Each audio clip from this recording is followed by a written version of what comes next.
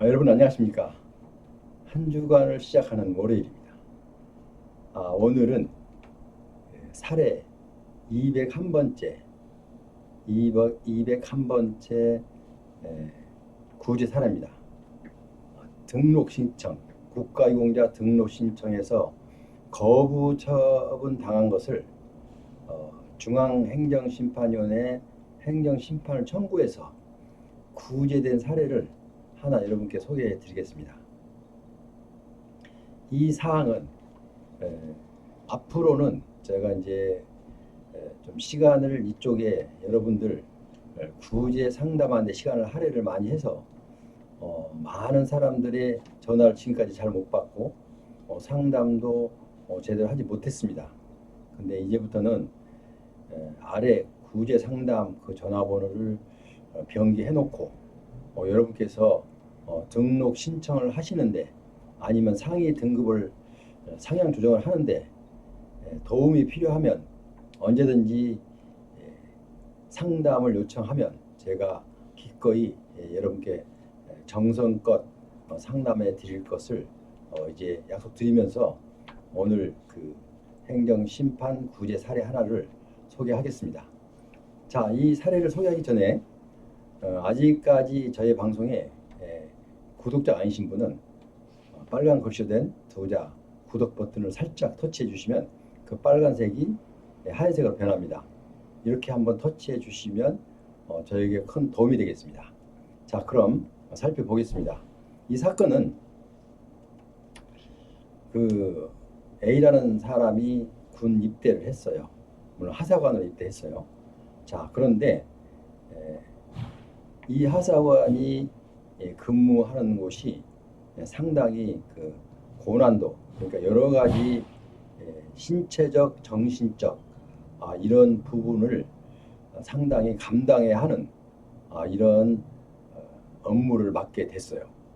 그런데 그래도 아래 사병들이 있기 때문에 분대장급이기 때문에 으로서 항상 긴장하면서 아래 그 부하라고 하면 이상하지만 어떻든 하급자들에게 본이 보여야 되는데 항상 그런 마음의 부담을 갖고 있었습니다.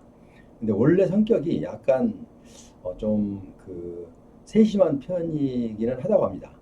자, 그런데 이제 열심히 하면서 인정을 받고 또 그런데 좀 무슨 일을 할 때마다 적극적으로 대하는 것은 좀 부족했던 모양입니다. 왜냐하면 사람이 성격이 소심하다 보면 쉽게 모든 것을 결정하기 어렵고 이렇게 할까 저렇게 할까 이런 망설이는 그런 경향이 있고, 자, 두 번째로 쉽게 결정을 해서 이렇게 과감하게 하지 못하는 이런 성격의 소유자였던 것 같습니다.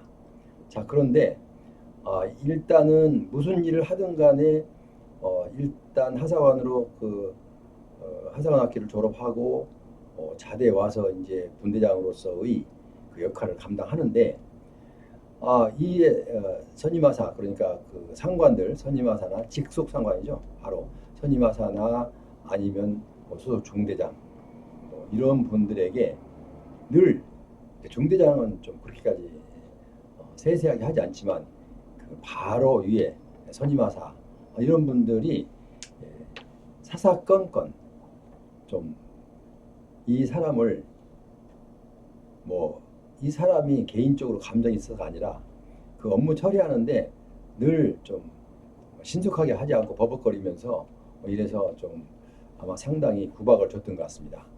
그러니까 이렇게 구박을 주니까 이분이 더 일을 더 열심히 더 못하는 거예요. 왜냐하면 결정을 더 못하는 거예요. 왜냐하면 이렇게 해서 지금 또 해도 괜찮을까? 하면 또 이렇게 하다가 또 혼나는 거 아닌가? 늘 이런 생각을 그 마음속에 점점 크게 자리를 잡고 갔대요. 자, 그래서 하는 일마다 좀 소심하고 그래서 성격이 그래서 이분이 이제 여러 가지로 보통 보면은 지금 지적 사항이 많이 있었어요. 그래서 나중에는 급기야 결국은 이 사람이 그 견디지를 못하고 이런저런 고민을 하다가, 그렇다고 해서 또 성격이 뭐 부모한테 연락하거나 아니면 중대장 따로 만나서 면담을 하거나 이런 성격도 아니었던 것 같아요. 그래서 고민 혼자 모든 세상 고민을 다 안고 이렇게 군 생활을 했답니다. 자, 그런데 아무리 봐도 이제 나중에는 이제 그렇게 해서 이 사람들을 또 늘 혼나고 이렇게 그러니까 지적사항이 많고 하다 보니까 이제 자기가 아래에 있는 분대원들 그러니까 분대원들 이제 병들이죠. 자, 병들에게까지 직접적인 공격은 받지 않지만 느낌으로 왠지 무능하다는 그런 차별 대우를 아니면 그런 인식을 받는 듯한 그러니까 이건 오해인지 몰라요. 사실상 그 본대원들이 그렇지는 않았겠죠. 물론 수근수근 됐을 수는 있겠죠. 그러나 어쨌든 그런 건 아니고 드러나지도 않았는데 성격이 소심하다 보니까 거기까지도 이제 신경을 쓰면서 이제 점점 더 마음이 점점 더 불안해지고 이제 굳어져가기 시작했습니다. 그래서 그렇다고 해서 뭐 하사관으로 와서 바로 뭐 어떻게 제대를 할 수 없는 거고 아니면은 뭐 어차피 다른 곳으로 이제 정근 요청을 해보기도 했는데 또 그것마저도 잘 안 됐어요. 그러니까 하는 것마다 잘 안 되는 거예요. 근데 이분이 능력이 없는 건 아니에요. 뭐 일을 해놓고 왜 이렇게 했느냐고 잘못을 지적해서 뭐 중대장이나 이런 분들로부터 혼난 적은 별로 없어요.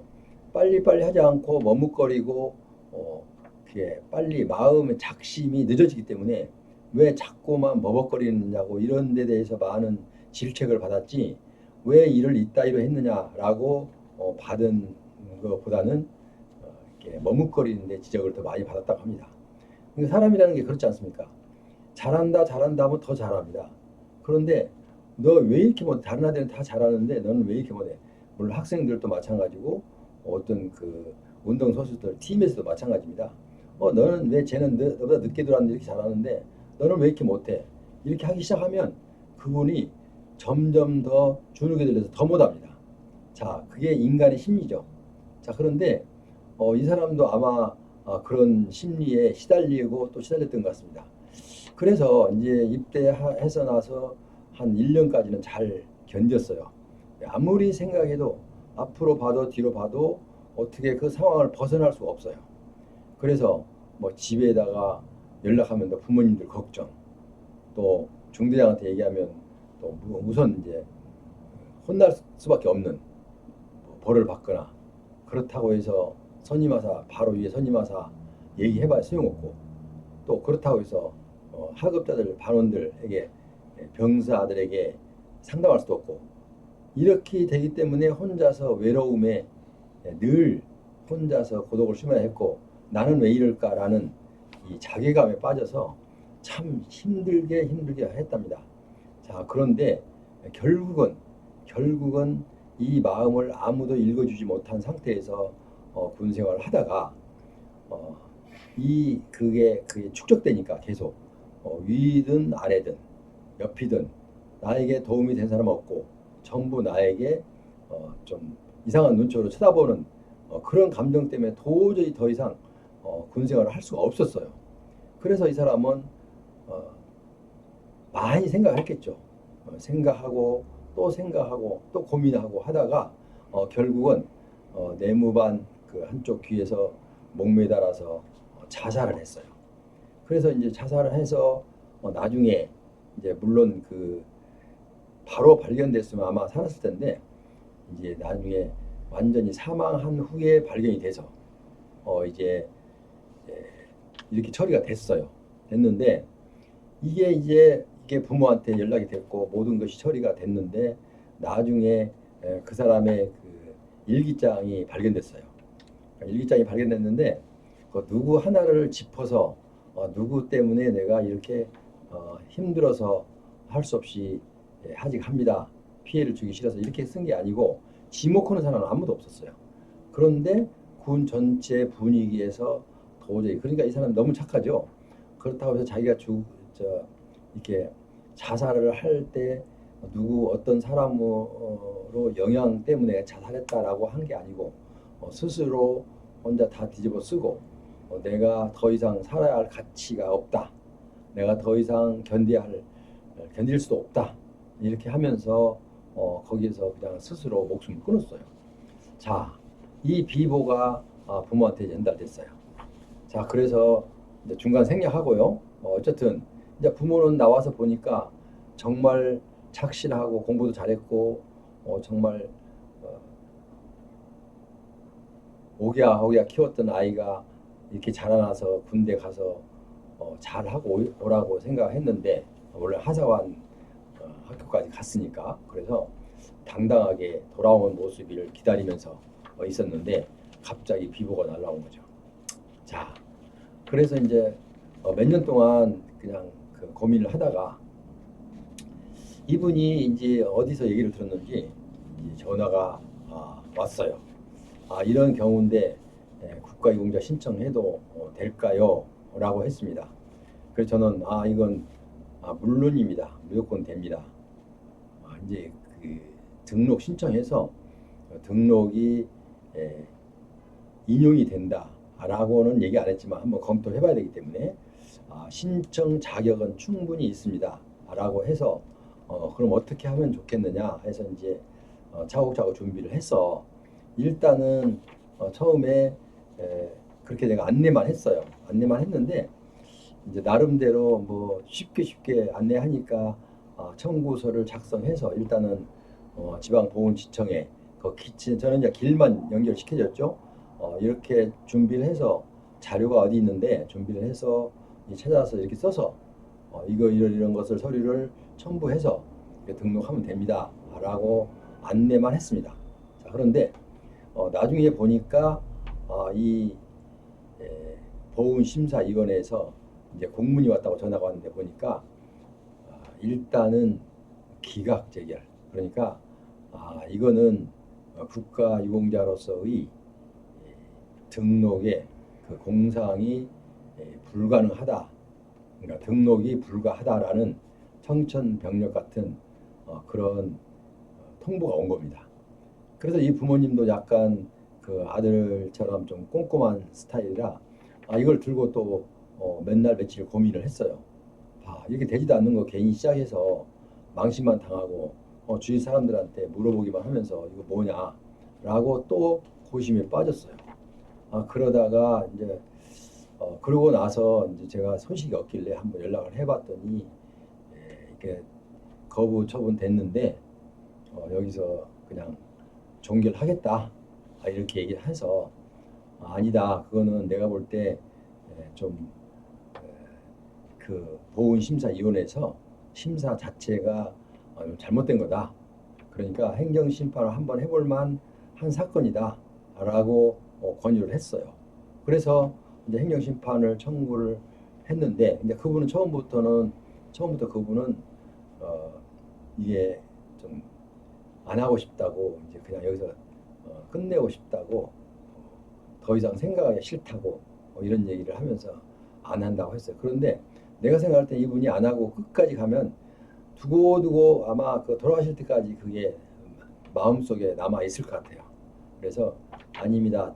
잠시 좀 힘들고 그래 고통스러워도 일단은 행정심판위원회 청구를 해서 이게 만약에 부재가 돼서 등록 신청이 되면은 지금 사망한 사례이기 때문에 등급도 상당히 잘 나올 수 있습니다. 공상만 받으면 이렇게 해서 그 대신 지금까지 준비가 다 돼 있으니까 내가 알아서 진행을 할 테니까 그냥 가만히 집에서 기다리시라고 이렇게 했더니 이제 이분들은 또 한쪽으로는 그 호감이 가면서 좋았는데 또 한쪽으로는 이것도 비용이 또 얼마나 들 것인지 이런 것까지도 여러 가지로 좀 성격이 소심하다 보니까 고민을 많이 하다가 본인이 전화를 못하고 그 처가 전화가 왔어요. 혹시 이 양반이 이거를 하는데 지금 할까 말까 망설이기만 하지 계속 들고만 있다. 옆에서 봐도 답답하니 어떻게 하면 좋겠습니까? 라는 전화를 받았어요. 그래서 이걸 받고 그래서 그러면 사모님 어떻게 생각하느냐 했더니 본인은 아들이 억울한 게 확실하기 때문에 이 착실한 아이가 이렇게 자살할 정도였다면 얼마나 힘들었겠습니까? 라는 것을 모친으로 부모로서 엄마로서는 충분히 잘 안다는 것이에요. 그래서 아 그렇습니까? 그러면 한번 해보자고. 그러면서 이제 그러면 진행비가 얼마 됩니까?라고 물어요. 그래서 그런 진행비는 제가 그 형편 되는 대로 주신 대로 받겠습니다. 네, 그러고 이제 농담 반 진담 반 이렇게 해서 결정을 하고 그러면 자기가 잘 되면은 나름대로 좀 다른 데서 알아봐서 적절한 선에서 수고비를 주시겠다 이렇게 말씀까지 하셨어요. 그래서 그걸 알아서 판단하시고 우선 이제 이게 구제가 되는 것이 목적이지 지금 뭐 이거 그 진행비가 얼마냐 이게 중요한 게 아닙니다라고 해서 했는데요.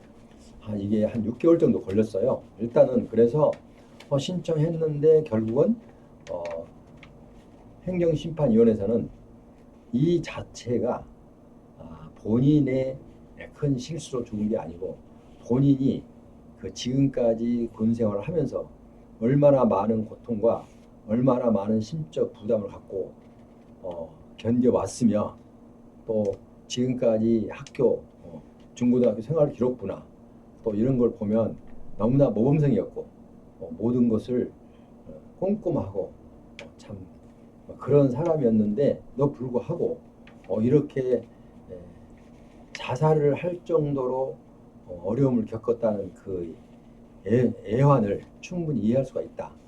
이렇게 이해를 해갖고 그래서 보훈처에서 이 등록 신청 거부 처분한 것은 잘못된 거다. 그러니까 보훈처는 등록 신청 거부 처분을 취소한다라고 이렇게 중앙행정심판위원회에서 재결을 해줬어요. 인용 재결을 해줬어요. 그래서 자 이분은 이제 인용 재결을 받았기 때문에 2022년 1월 11일에 이제 지난 6개월밖에 안 됐어요.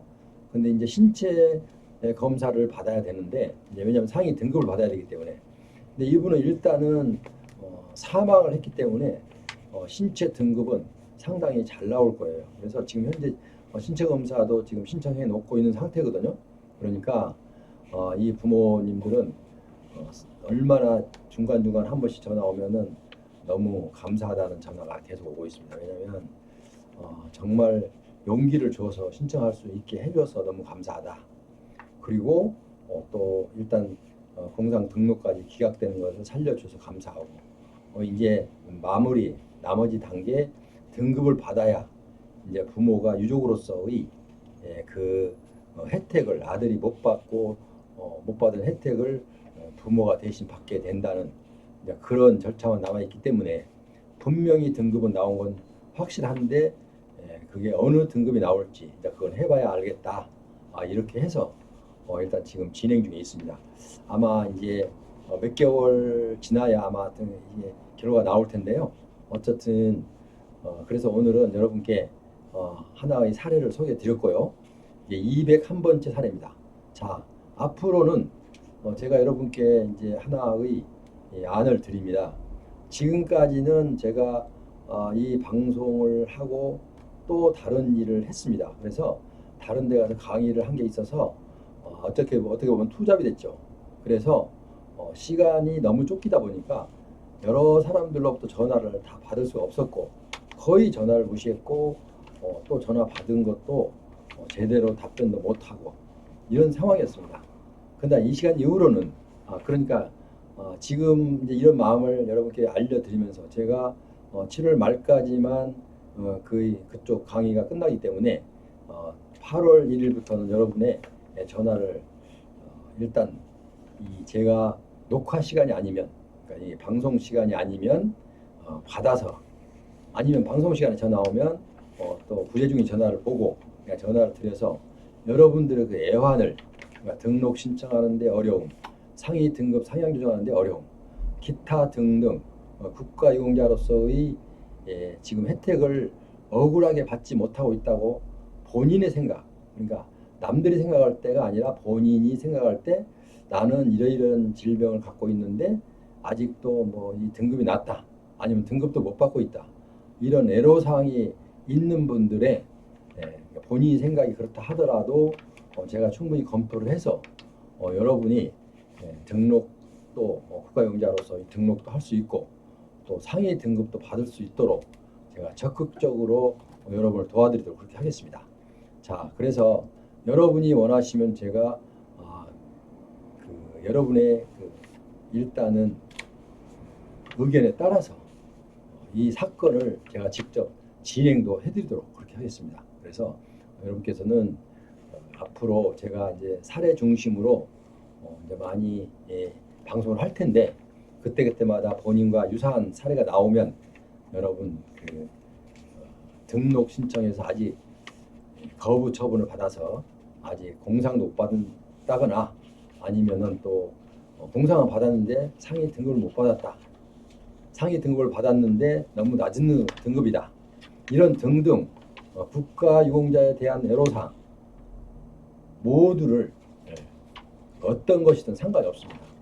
저에게 상담을 요청하면 제가 성심성의껏 상담해 드리고 그리고 국가유공자뿐만 아니고 다른 행정구제 예를 들면 구청으로부터 벌금을 받았다 아니면 구시청으로부터 영업정지를 당했다 아니면 음주운전을 하다 지금 음주가 면허가 취소됐다 또 적성검사를 못해서 취소됐다 등등 또 불법 건축물이 있는데 그것도 지금 매년 얼마씩 이행 강제금이 나오고 있다 이런 거 그러니까 행정 전반에 걸친 모든 것을 제가 다 일단은 상담을 하고 여러분의 진행도 도와드릴 거예요. 그러니까 그렇게 아시고요. 앞으로는 이제 아래 하단에 제 전화번호를 병기해 놨으니까 보시고 여러분 많이 이용하시기 바라고요. 그리고 그러면 저는 이제 여러분들의 그 조금이라도 도움이 되게 해서 정말 열심히 여러분을 도와드리도록 그렇게 하겠습니다. 자, 지금까지 함께 하신 여러분 대단히 감사합니다. 다음 시간에 또 사례를 하나 들고 다시 찾아뵙도록 그렇게 하겠습니다. 그럼 여러분 다음 시간까지 안녕히 계십시오.